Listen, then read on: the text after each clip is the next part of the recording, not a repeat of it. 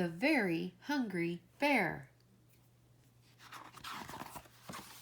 by Nick Bland. Bear was in a grumpy mood.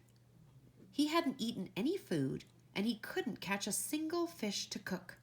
He'd been hungry since the break of day, and every fish had got away.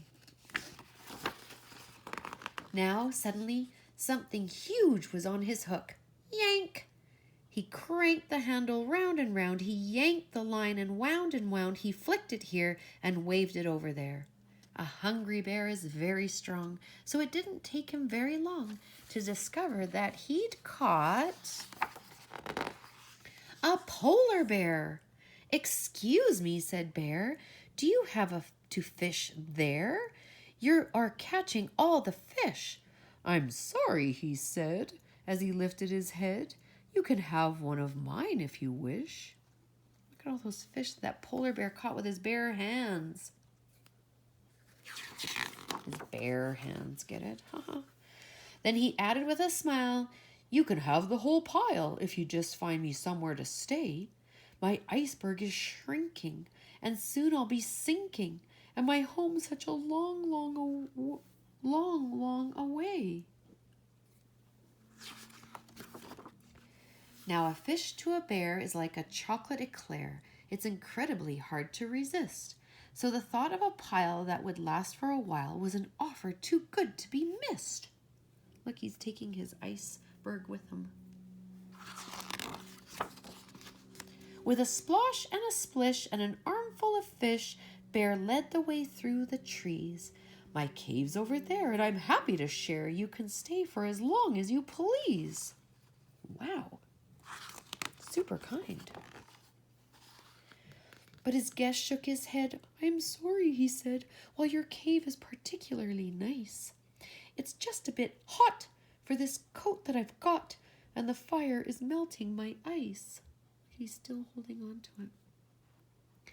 So they went to see Mole, and he dug them a hole, which was cooler, but just a bit small. How would he even get in that hole?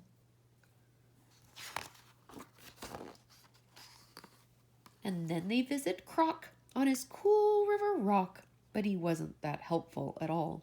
Look at, he took a whole bunch of fish. "Perhaps this is best," said the bear from a nest, "but I think that I'm going to sneeze."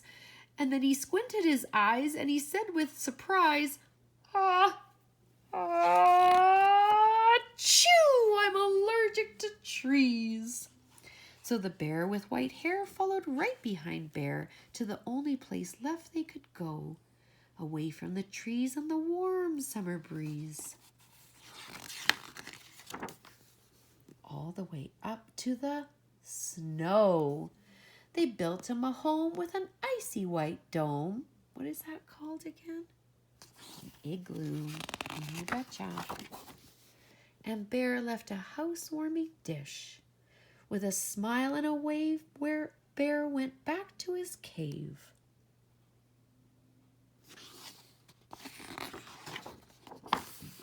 And he stopped on the way for a fish.